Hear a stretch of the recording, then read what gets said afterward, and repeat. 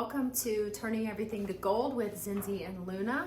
We have been talking about the chakra series, really giving an explanation, just a little bit about what it feels like to be unbalanced and the different chakra points, where they're located. And I think we're going into the heart today, which can be associated with the green and or pink color. I like to say intuitively what just feels right, and when I work with people is when they work with the color green for the heart space, they're drawn to that color green. It's more of the vibration of having that connection with outside. The outside is the frequency, really. Being outside in nature is the frequency of the heart vibration. So very powerful to go out and reconnect, like hiking or feet on the ground or just sitting outside listening to the birds. That connection, really great for meditation too, if you can tune in and not listen to the sounds of the world and tune into the organic sounds. Really powerful. But the green color is associated with the heart. Also pink color. I'd like to use the rose quartz. I know we're going to get into the stones, but this beautiful soft pink. Heart is about unconditional love, external as well as internal. And even now, as I'm saying this, the importance of speaking to yourself kindly, talking to yourself kindly. I think we're the biggest critics on ourselves. We hold our feet to the fire more than anybody else oftentimes. And so utilizing those two colors in breath work was super powerful, just to focus on the breath, and a great way to start to balance the heart chakra. So out of balance can be, I want to say, not being able to give love or not being able to receive love is a big one. Being able to have that unconditional balance and no judgment. I mean, it goes really deep when we talk about the heart chakra, but a lot with the heart is about balancing the words as well, and the feelings and the connection. I feel a lot of compassion coming in right here. It's interesting because I'm heating up even as I'm talking about the heart chakra. I can feel like starting to get warm. So the warmth is just the energy moving in, which is very interesting. So let's turn it over to Luna, and I want to ask for you, heart space, heart chakra. What does a out of balance heart chakra look like? For most people, I think out of balance is just closed off, not, like you said, not being able to give or receive love. I did read in one of my books, there's 4 different kinds of people and ways to give and receive love. They're the people that give all their love and they find it hard to receive, and there's people that don't give any love or don't give love, but are definitely open to receiving it. And then there's I couldn't remember. Oh, there's the balanced, which is giving and receiving is equally balanced.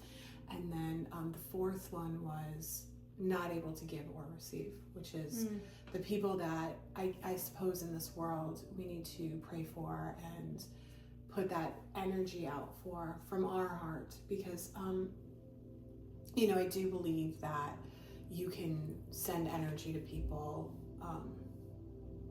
through, I say this all the time, we believe in Wi-Fi, but we don't believe that you can send energy. Energy is the same as energy, prayer, intention, all of that. Yes. Positive words make a difference, negative words. So I would definitely say that the most out of balance, or the most out of balance, is those people who are really suffering, that can't give or receive love, and need the most work on that.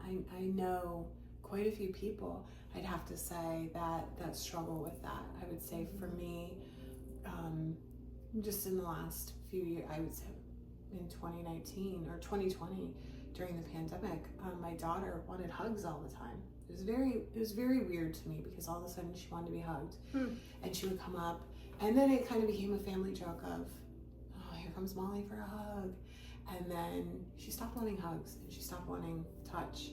And we were like, Molly, why don't you want a hug? And then we wanted it. Interesting. And so it kind of changed from, we had a hard time receiving, and so then it changed to, we wanted to receive the hugs from her. But I grew up with my mother, who has a very hard time, I think, giving and receiving love. And I know a lot of people, because they've been hurt, have a hard time with that. Absolutely. So I think that is pain, trauma, relationships, cycles of this. But it makes the world a very hard place to live in for everybody. I think that is, when it's unhealed one, yes. And I think there's so many people walking around with that pain right now, that unhealed, and don't even really know why or where it's coming from, or can't even imagine. I couldn't imagine not giving my child a hug now when she asked for a hug. What happened? Did she ever say what the separation was, or why she switched to? I think it was just so I think it was a scary time with COVID, and she just needed that love and that reassurance that everything was going to be okay. And I would definitely say that my husband and I did not grow up in environments where love was freely given like that. With the exception, I will say this, of my father, who I didn't live with, and my grandmother. They were always very loving. But the main family that I lived with, my mother and my stepfather and my brothers and sisters, it just wasn't, so it was odd. I would never walk up to my mother at 16 and be like, oh, Mom, I want a hug. It just wasn't going to happen. Wow. So I didn't know how to take that. So we made it into a joke. We take a lot of our pain and turn it into humor, right? So then she finally, I guess, we've had this conversation, so it's not an I guess, she got tired of being rejected and being made to feel did you not? We'd give her, we would give her a hug, but we'd give her a hard time about it. Yeah, so we would give her that. And then, it didn't make her feel good. And then she, as COVID went on and she had to do school from home, and, it just evolved into something else, to where, at one point, giving and receiving love was very hard for her. But I definitely feel like that's an ancestral trauma, a generational trauma that we carry on both sides of our family, that has been healed through my healing, through my husband's. My husband has been on this journey with me. He's been very supportive. First, I just want to say it's amazing to be able to do the healing journey and talk about this and share this experience with your partner. Yeah, because a lot of people don't. So supportive and so connected. It just allows you to grow together in such an amazing way. And I can remember that the conversation we had at the beginning. I said, I'm going on a journey, and you're either coming with me or you're getting left behind. And if you're getting left behind, I don't think it's going to be good. I have a feeling it's not going to be good. So he's like, oh, I guess I'm coming with you. So, but now it's funny because this is a healing heart chakra. Right. This is how we healed it. We just noticed that there was a problem, and I did a lot of shadow work over the 2024 summer. And that was super painful, so painful. Really took me down. It was 2020. The summer of 2024 was pretty depressing, but in the best way possible, because I was healing all of that pain in my heart, because I'd already started on the solar plexus, so that was on its way. I was really focused on that, but then I had to start with, it's like opening up a wound that is just needs to be completely flushed. But that you didn't really even know was really there. When you think this is just how things are, this is just how things are. So, but now she has this lovely girlfriend, and and my husband will tell you his love language is physical touch. It's definitely my daughter's love language. This is about heart space too. What is your love language? Love languages. My daughter's is definitely, mine is acts of service.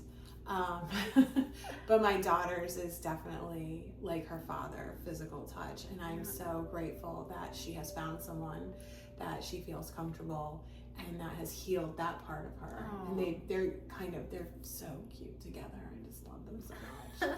But yeah, so now we're just working on the son. But it's a little bit different with 18-year-old boys. But yeah, I think it's I would say the most important chakra that needs to be in alignment, because it's really the bridge between the physical and the spiritual, right? It's what connects all of it. Mm-hmm. So having that out of balance or unaligned is really, if you can't heal that, or if that's not healed, just like with the root, the root goes all the way up, but the heart is going both ways too. And I know so many people that give all their love away, and they don't receive it back. Yeah, because there they're giving a it to replenishment. There has to be, and a lot of be things too balanced. with self-care. Yes. Because it's not always meant for someone else to come in and do that kind of repair and healing. It's really the self-care, the self-acts, the self-love, speaking to yourself kindly, making sure that you keep the words that are coming in a powerful, loving way, because when it hurts your heart, it can just take you, it can take you goes down. to your throat, and then it also goes down to the solar plexus, and it's your confidence is gone, and then when you're confident, and then we just keep going down and down, and you don't want to go, your heart is a higher vibration, and you don't want to go from up here to down here. You always want to keep ascending. Well, I feel like just kind of intuitively, when people come in, it's the auric field, right? The auric field, this energy around the body. But if the heart is happy and joyful and filled with love and just in peace, I feel like it's a beacon, like a lighthouse that just shines out. The heart, there you go, heart light. That's from the 70s. That's from the 70s. You walk in and people will feel it. They just gravitate towards you. Absolutely. And they're like, I want to be in whatever space that person is in, because that feels good. Yeah. And when this is aligned and working, and you're just, and love without judgment. I think compassion too. Compassion, empathy, loving, not judging. Yes. I think a lot of people feel judged and they don't feel loved. I feel judged by my mother, I feel judged by my father, I feel judged by my coworkers, I feel judged because, I've done this, or I've said this, or I act this way, and it's not normal to them. Whatever normal is, and but this is who I am, and this is what makes me happy, and there's joy in my heart when I do this. And I just think I did read this in my book, Trust Your Vibes. It's a very good book. I highly recommend.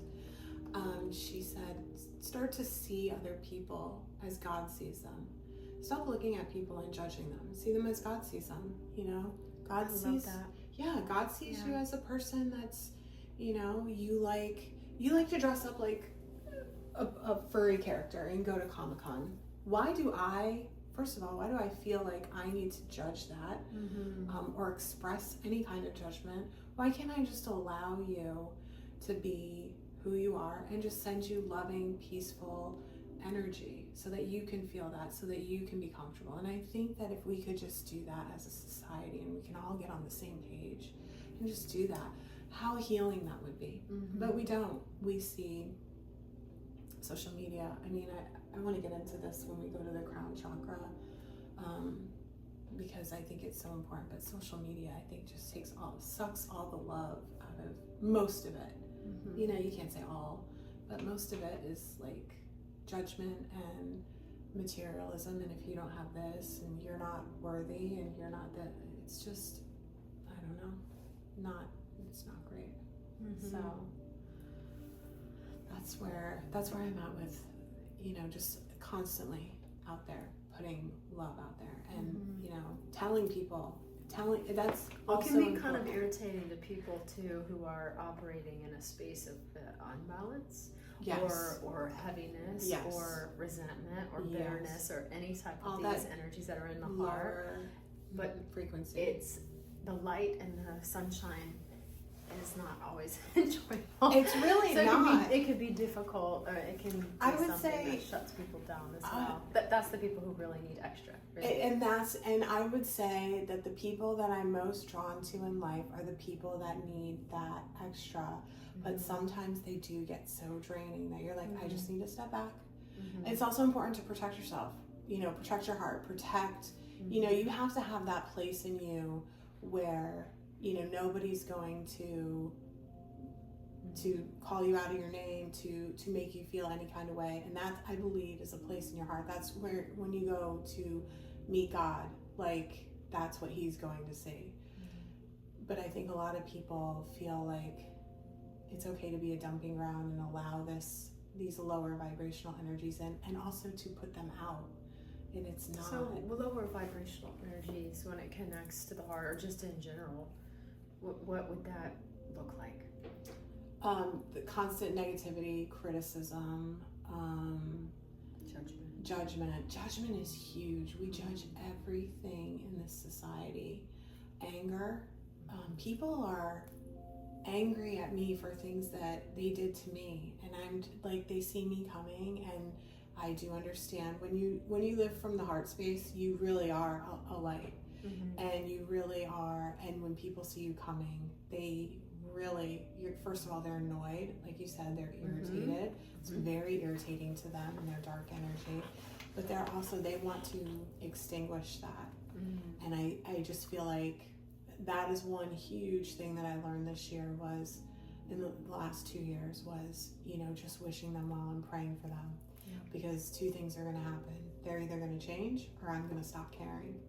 And 99% of the time, when you start praying for people, and I told you this story this week, when you start praying for people with those lower vibrational energies of jealousy and anger and resentment, and like, not even anger, to the point of like real rage.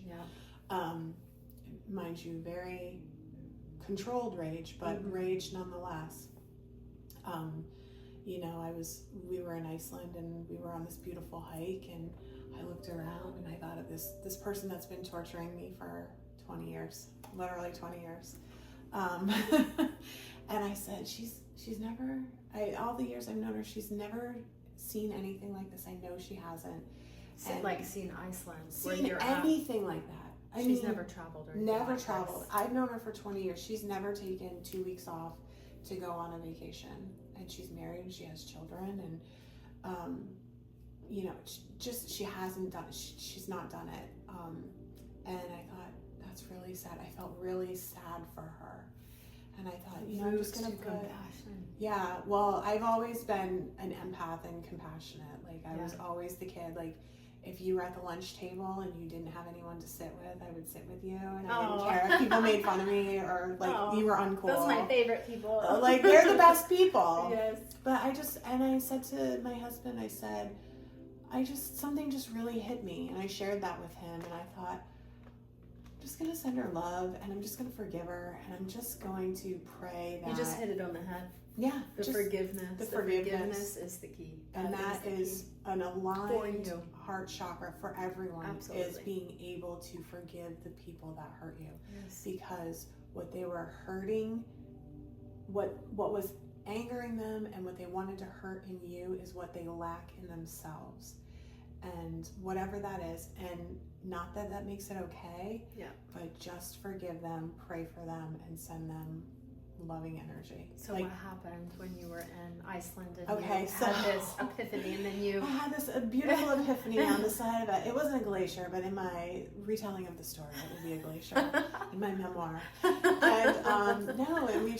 I just immediately in that moment, I was like, okay, it's gone. It just lifted, like, from my heart. My heart felt 20 years. 20 years of anger and pain, and like, oh, I want to see this person get their comeuppance. I want to see it. Understood, yeah. And now I'm just like, I don't care. What I want to see is for her to be happy. Because how would that look if she was happy? And I came back to work. I work with this person, and I came back to work, and several years ago I moved my schedule from working nights to working mornings. I'm not a morning person. but I did it to have a happier life, and I'm so glad I did. And she now has decided that she would like to. And I really thought, the ego really thinks that it was because she wants to make me miserable. She wants to take me down. I came back from Iceland, and she had started on morning. She'd been working on about 2 weeks. An absolute delight to work with.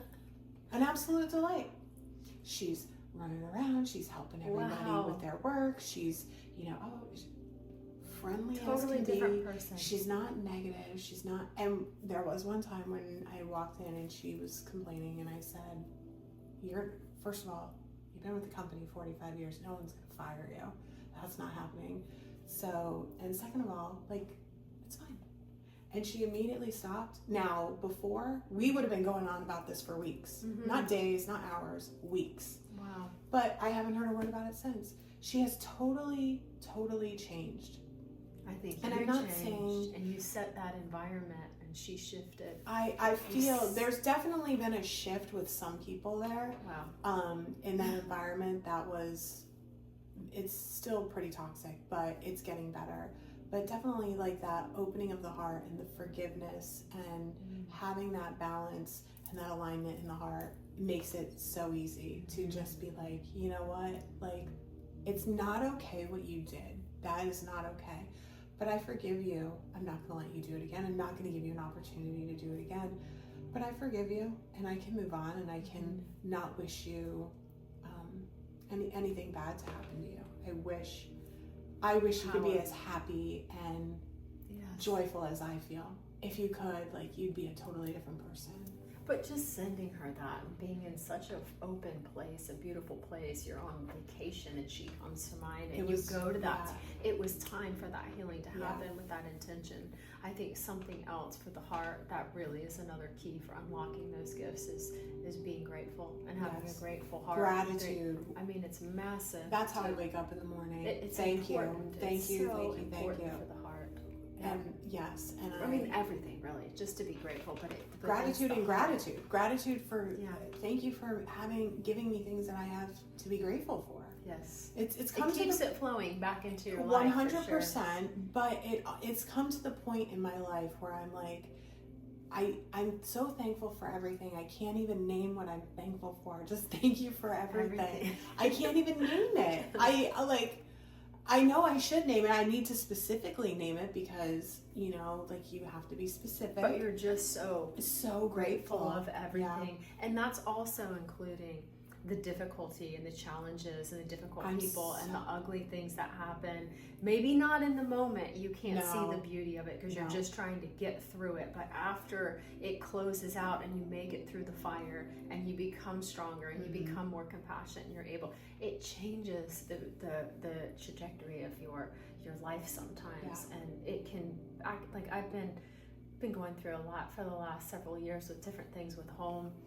Still going through it, but the last experience during the time it was violent trauma and just too much. So I had someone in a class say to me, well, what a gift that you're going through this. And in the time where somebody's literally being extremely violent with you, you're threatening your life. I wasn't really in that space to be this is awesome. I wasn't. What a gift. I wasn't there. But now that it's been, a year and a half, I was able to forgive and let that go and give thanks that, okay, this experience pushed me, literally, physically pushed me out of a space and into another space that is a powerful place to be now that I wouldn't have ever done unless that happened. So looking back, I can go to that space and say, okay, thank you now. Thank you for the lessons. We pray for our enemies. I've been told that so many times. And when you're in the midst of the trauma or the attack, it can be even more difficult to pray for your enemies. That's when it's hardest. And that's when you need to do it the most. And sometimes you need the closest people to you to come say, okay, you're tired, you're weak, you've been going through this fight, you've been going through this battle, we're going to stand beside you and do this with you. And they bring it up. And in one day, I had 3 different people say the same thing, and you were one of them.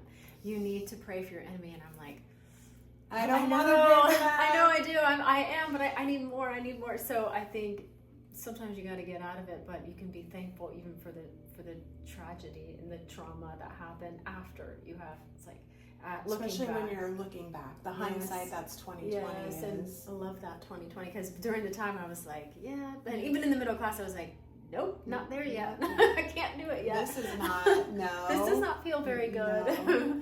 But it's gonna get there, and that knowing that it's going to get there. Yeah. You know, I think everyone wants it now. You know, I want to feel it now. I want it now. This culture that we live in of I can have something delivered to my door in 2 hours. I can have what I want now, and I want it now. Like Veruca Salt in Willy Wonka, I want it now, Daddy. It's like you can't, you have to. And I say this all the time. Patience is a big Patience is, it's the virtue I struggle with the most. But wow, when you have it and then you can look back and be like, wow, I really went through it, and I see this person and they're still going through it, and I'm healed and I'm thriving and I'm so happy. How can I make, you want to lift people up to, you know, from that lower yucky denser energy. Yeah, come to the light. Come to the light. Come to the light. Like, we don't have to do this. And so I think living from that heart space and that having that chakra aligned and balanced, and like you said with the crystals, the rose quartz is so. Love the rose quartz. Give us some crystals. It to everyone. It's such a good gift. I give rose quartz to everyone when everyone is in pain. I'm like, this is what you need. Gentle. It's a gentle, calm love, unconditional love. Yeah. So rose quartz for the heart chakra was my number one. Malachite, which is a beautiful. It's so beautiful. Have you malachite? Malachite is good. You want to make sure it's not in its raw form. Yeah, because it's toxic. It's toxic, but when it's in its polished form, it's just so beautiful. The rings wrapped around it. Gorgeous. And then, no, that's throat. Sorry, back to my notes. No, what else did I have? Aventurine is a really good one. Oh, green aventurine, which is the stone of luck, you know. And be in connection with, really, we were talking about following your heart, following your joy, listening to your heart. Like, follow that joy as far as you can take it, and the happiness and the love as far as you can take it. Even if I have a piece of paper, and multiple actually, with every single line is filled of all the different things that I've tried and experienced and done. And I took it as far as I could. Some things it was 2 days. I'm gonna do sewing. I'm gonna start making quilts, and I did it for like maybe a couple weeks, and I'm like, nope, I'm kind of done with this now. Not gonna do this. And then I went, martial arts, hiking, bartending. I did bartending, got certified. Nick loves that story. He's like. He said, I think it was Nicholas. Zenzi went, and she went to bartending school. She never was even a bartender. No, I did the whole thing, and I mean, just got the license, and then as soon as I got the license, I'm like, okay, I'm good. Don't want to do it any further.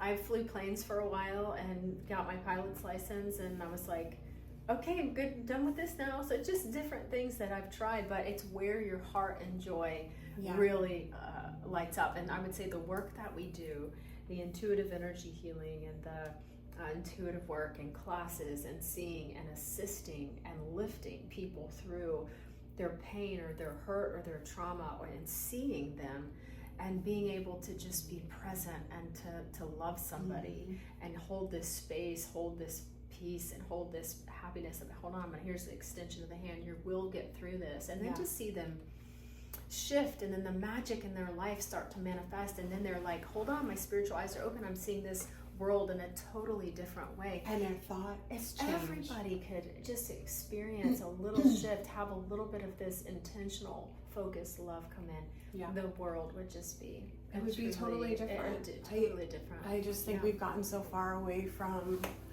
love feels foreign, and it feels like dangerous maybe and unsafe at times.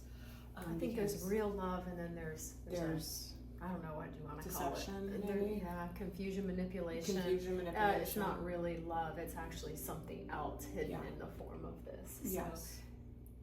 So, I think that's a huge in society today, because everyone's trying to get theirs, and it's like, I will pretend to be a caring person who wants the best for you, as long as I'm getting what I need. And I think it's very traumatic when people aren't getting what they need from you anymore, or what they want, or what they are trying to take. They just cut it off. You know, the silent treatment, I think, is the worst thing you can do to a person. I mean, it just destroys them on every level, you know. And it's like, because you just cut that energy. And, you know, ghosting people, I think, you know, you love bomb them, or, you know, you think you're in a relationship and it's going to turn into something, and you're excited, and then all of a sudden they just ghost you.